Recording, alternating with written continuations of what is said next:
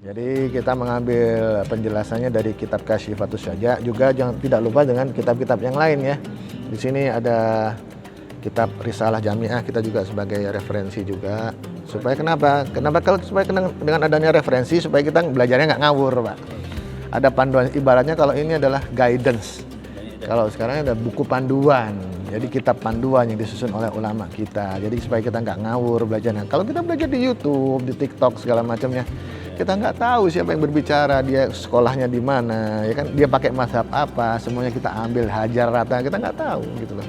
Ternyata kita bermazhab yang kita lihat di YouTube, di Facebook, di TikTok dan segala macam. Ternyata mazhabnya lain. Nah itu jadi akhirnya apa? Jadi pertentangan nih dalam diri kita nih. Nah jangan sampai seperti itu. Makanya kita perlu kitab, kita perlu guidance, kita perlu panduan, dan terutama kita perlu guru. Guru ya, guru itu wajib itu statusnya. Karena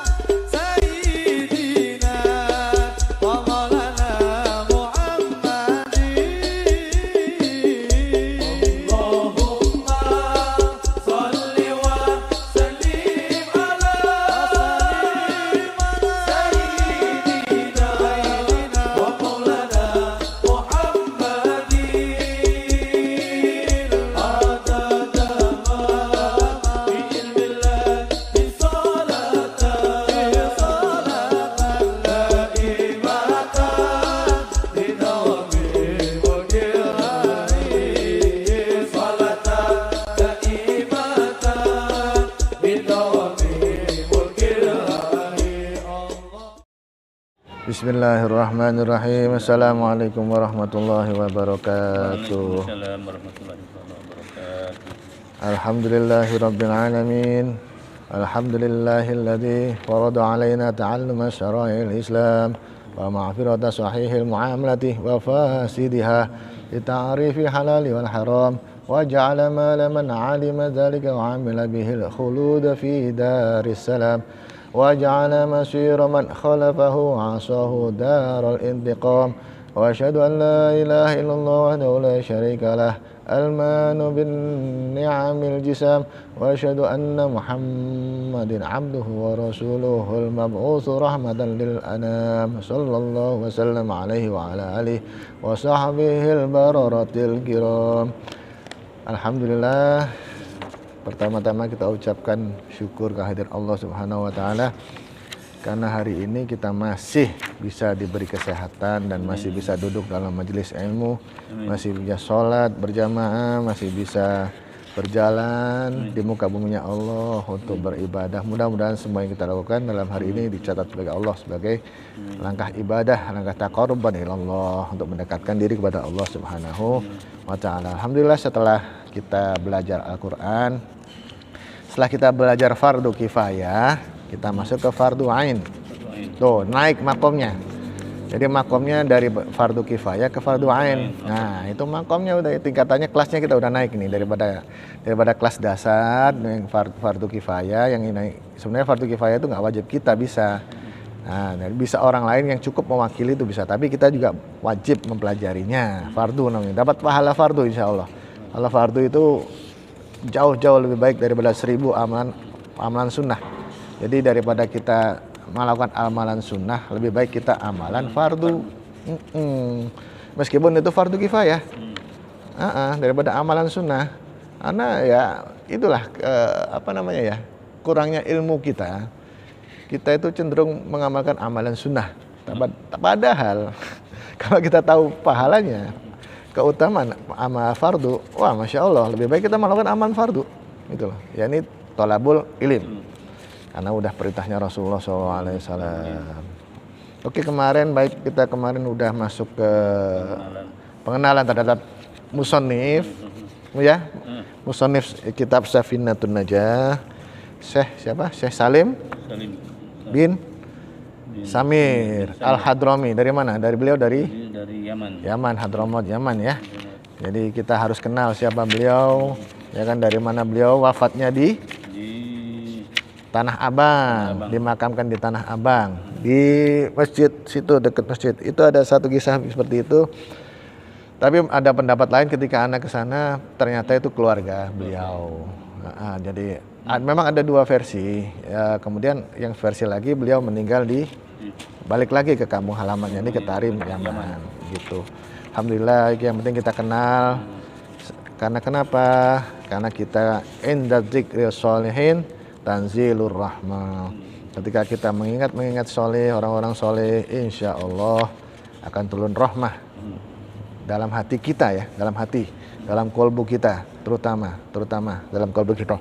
Yang kedua, rahmat itu turun di rumah kita juga, ketika kita mengingat orang solihin, belajar ilmunya, mengaplikasikannya, insya Allah rahmahnya juga turun di rumah-rumah kita juga. Ya. Kemudian setelah kita berkenalan dengan musonif, ya pengarang kitab, bahwa beliau adalah salah satu ulama yang masyhur, yang besar, yang dikenal di Jakarta waktu itu, di Batavia ya, istilahnya Batavia, zaman Belanda berarti. Kita kan nggak kenal karena kita nggak pernah belajar dari kitab-kitab beliau. Nah ini kalau memang tidak, misalkan kitab Safinah itu bukan kitab yang berkah, maka nggak bakal dipelajari sama pesantren-pesantren, gitu loh. Seandainya ini kitab tidak berkah, dan beliau tidak ikhlas, maka nggak akan dipelajari di pesantren, nggak akan dipelajari di sekolah-sekolah Islam, nggak akan, karena memang kitabnya nggak berkah, ngapain gitu loh. Tapi buktinya Allah tunjukkan bahwa kitab ini berkah, mudah dipelajari, berkah, beliau ikhlas, ya kan? Ya insya Allah ini dipelajari di pesantren-pesantren dari ujung barat sampai ujung timur, insya Allah. Oke, udah sedikit tentang pengarang, musonif, bahwa beliau memang ulama yang besar. Kemudian masuk ke kitab Safinah. Kitab Safinah ini kitab ibadah saja. Hanya mengarahkan kita, membimbing kita bagaimana beribadah yang benar menurut mazhab Imam Syafi'i ya. Setelah kita ketahui ada beberapa mazhab di luar sana. Di situ ada mazhab Imam Maliki, ada mazhab Imam Hambali, sama mazhab Imam Hanafi. Ya itu pilihan. Kita mau ikut mazhab siapa itu pilihan, ya. Zahaba. Bahkan ikut mazhab hanya Al-Quran sama Nabi saja boleh, itu mazhab juga. Jadi jangan menganggap kita nggak ada mazhab. Justru itu adalah mazhab. Sama seperti kita pemilihan umum, memilih presiden nomor 1, nomor 2 atau nomor 3. Nah saya nggak milih siapa-siapa, itu adalah pilihan. Itu juga mazhab juga ya, jangan salah. Jadi saya tidak bermazhab itu adalah salah satu mazhab ya. Jangan salah, kita tidak memilih, itu adalah suatu pilihan ya, itu. Jadi jangan salah. Jadi ini adalah mazhabnya, ada mazhab Imam Syafi'i. Dan kenapa? Karena memang Islam masuk ke Indonesia dibawa oleh Wali Songo yang masyhur. Itu beliau itu, jadi sebagian dari beliau adalah dari Yaman ya, kecuali Sunan Kalijogo. Kalau Sunan Kalijogo asli Indonesia. Asli Indonesia, Raden Rahmat, beliau keturunan raja. Tapi kalau itu telusuri, nenek moyangnya juga dari Yaman. Ya, jadi yang alergi terhadap kata-kata Yaman, mohon maaf ya, karena ya suka nggak suka bahwa pendakwah di Indonesia adalah dari Yaman. Mohon maaf ya. Jadi memang kenapa ya? Karena kakek buyut Rasulullah pun dari Bani Hashim, Bani yang lain di atasnya dari Yaman. Ada juga yang tinggal di Yaman. Jadi banyak sejarah menjelaskan bahwa kakek buyut Rasulullah adalah dari Yaman. Baik, setelah kita tahu bahwa ini adalah fikih ibadah ya, mudah-mudahan dengan mempelajari kitab Safinah, insya Allah mudah-mudahan ibadah kita koreksi. Jangankan orang lain, bahwa yang berbicara saat ini masih tetap mengkoreksi ibadahnya ya. Jangan lupa kita pun masih mengkoreksi kira-kira apa sih yang belum sempurna ya dari penjelasan-penjelasan. Dan juga di sini ada kitabnya Kasyifatus Saja. Ini kitabnya. Ini dari Syekh Nawawi Al-Bantani, ulama asli Indonesia. Dari Banten, di Tanara beliau tinggal, lahir, besar dan di Tanara, ntar dimakamkan di Makkah, di Baqi. Jadi karena memang ulama ya, masyhur. Kalau belum kenal Syekh Nawawi berarti kurang afdol karena beliau karyanya banyak itu Syekh Nawawi Al-Bantani. Diakui di Mekah, diakui ulama-ulama, pokoknya kalau ulama udah diakui sama di Mekah, udah masya Allah udah ulama besar. Jadi kita mengambil penjelasannya dari kitab Kasyifatus Syaja, juga jangan tidak lupa dengan kitab-kitab yang lain ya.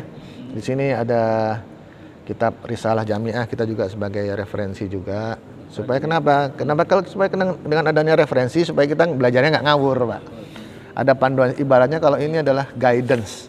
Kalau sekarang ada buku panduan. Jadi kitab panduan yang disusun oleh ulama kita. Jadi supaya kita nggak ngawur belajarnya. Kalau kita belajar di YouTube, di TikTok segala macamnya, kita nggak tahu siapa yang berbicara, dia sekolahnya di mana, ya kan? Dia pakai mazhab apa, semuanya kita ambil hajar rata, kita nggak tahu gitu loh.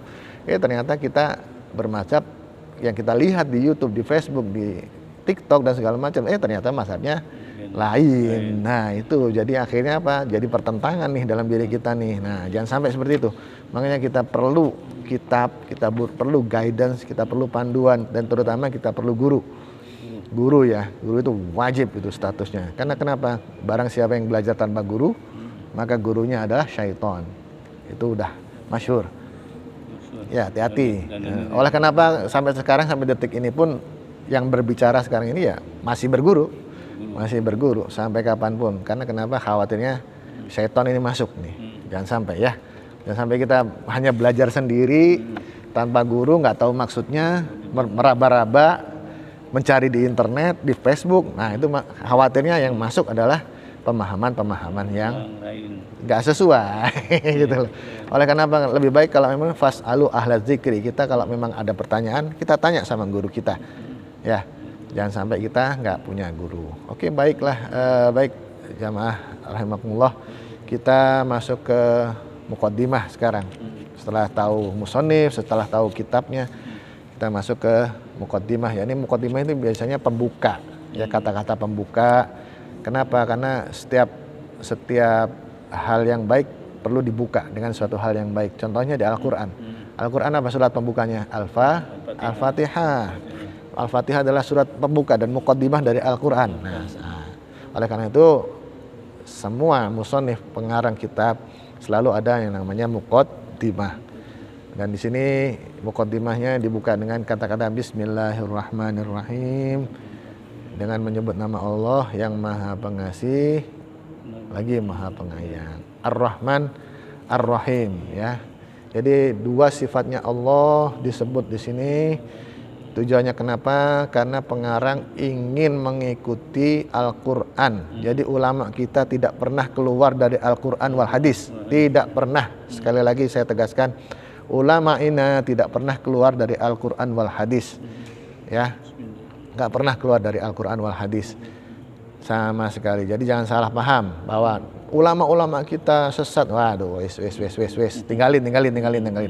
Nggak masuk akal. Ulama kita tidak pernah keluar dari Al-Quran wal hadis. Oleh karena itu ulama kita mengawali dengan Bismillahirrahmanirrahim supaya ittiba lil Quran. Ulama kita itu ikut dengan gaya Al-Quran. Baik Al-Quran yang sekarang mushafnya itu, bahwa di awal-awal surat selalu diawali dengan Bismillah, kecuali surat At-Taubah itu khusus tanpa Bismillah. Surat At-Taubah. Jadi kalau baca Al-Quran surat At-Taubah nanti kita nggak pakai baca Bismillah. Ya, nggak boleh. Karena di situ memang ada khusus untuk surat At-Taubah. Dijelaskan nanti di dalam kitab tafsir. Kenapa kok At-Taubah nggak pakai Bismillah dan segala macamnya ya. Ada di Ulumul Quran ya itu ya. Kita lagi belajar fikih nanti dah kita sebutin lagi ya. Jadi supaya kita ittiba lil Al-Quran ya. Kemudian menyebutkan juga riwayat, hadis riwayat yang pertama ditulis oleh Al-Qalam adalah, aku adalah Allah yang Maha menerima taubat dan aku adalah menerima taubat hamba yang bertaubat. Itu di tiang arsy itu. Allah menuliskan itu. Ya, Arabnya tidak saya cantumkan di sini. Masya Allah ada.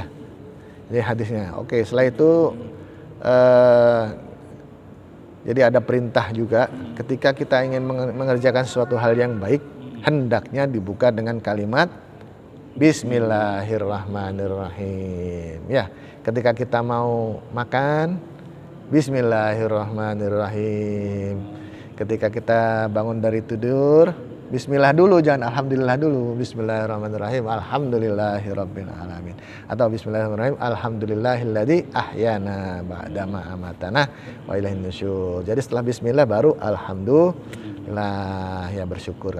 Begitu pula di sini. Bismillahirrahmanirrahim. Alhamdulillahirabbil alamin. Itu ya. Diawali dulu dengan bismillah. Ya. Jadi kenapa? Karena memang ini adalah ittiba ya. Awal pokoknya segala sesuatu hal yang baik kita buka dengan bismillah. Ya, jadi sebagaimana Rasulullah menerima wahyu dari Jibril, bismillah adalah untukmu ya Rasulullah. Bismillah adalah untukmu dan untuk umatmu. Jadi kenapa? Bahwa umatnya ini ya dikasih berkah dengan kalimat bismillah. Ya jangan sampai meninggalkan urusan bismillahirrahmanirrahim ya. Ya, jadi kalau misalkan gimana kalau misalkan ada urusan baik tapi tanpa bismillah? Orang kita makan saja tanpa bismillah, syaitan ikut makan. Jadi syaitan itu ikut makan. Baik minum pun syaitan ikut apalagi kita tidur tanpa bismillah, syaitan juga ikuti tidur. Jadi pakai baju baca bismillah. Itulah kenapa pentingnya baca bismillah. Kalau secara hal itu supaya nggak diikuti syaitan dan supaya ibadah kita jadi sempurna ya. Jadi setiap ibadah, setiap hal yang baik kita baca bismillah. Kecuali untuk melakukan hal yang buruk. Hal yang buruk jangan baca bismillah dong. Oh, kita mau mabok baca bismillah, mau menenggak alkohol bismillah baca. Nggak bisa. Kita mau zina baca bismillah, wah jangan, itu haram ya. Karena bismillah itu kalimat yang agung ya. Jadi jangan sampai kalimat yang agung kita letakkan di tempat-tempat yang kotor. Masya Allah. Apalagi ya sebenarnya ada karena kalimat agung itu kalau misalkan kita baca di kamar mandi sifatnya makruh. Kalau kita lafadzkan. Tapi kalau kita dalam hati boleh, mubah, nggak masalah. Jadi kita tetap zikrullah di kamar mandi, zikir sama Allah, Ismul Agung, tapi di dalam hati. Jangan kita sebutkan karena itu kamar mandi adalah tempat yang kurang baik ya, kotor ya. Di situ ada pembuangan manusia segala macamnya ya. Jadi jangan sampai. Termasuk fadilahnya bismillah nih. Ini ada rahasia nih. Fadilah bismillah. Ketika kita hendak tidur nih ya. Ini fadilahnya di kitab Kasifatus Saja. Hendak tidur, kita baca bismillah 21 kali. 21 kali. Fa insyaallah malam itu aman nih gangguan dari setan. Biasanya kalau orang yang sering mimpi buruk itu tidurnya nggak baca bismillah. Nah kalau masih bismillah baca bismillah tapi masih diganggu setan, lebih baik itu tadi kita 21 kali. Ya insyaallah ya akan aman. Baik karena memang akan isya ya. Mungkin baru satu ini bismillah. Apa mudah-mudahan 15 menit ini bermanfaat untuk kita semua. Ya, wal afu minkum wabillahi taufik wal hidayah. Assalamualaikum warahmatullahi wabarakatuh. Besok kita lanjut lagi insyaallah. Alhamdulillah. Fardu kifayah dapat, fardu ain juga dapat.